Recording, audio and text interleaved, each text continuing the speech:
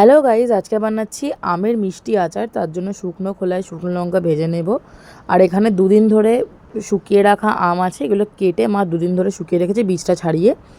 এখানে শুকনো লঙ্কার সাথে সাথেই আমরা দিচ্ছি একটুখানি মৌরি দিয়ে ভালো করে এটাকে নাড়াচাড়া করে শুকনো খোলায় ভেজে নিয়ে এটাকে থালায় একটুখানি ঠান্ডা হতে দেবো।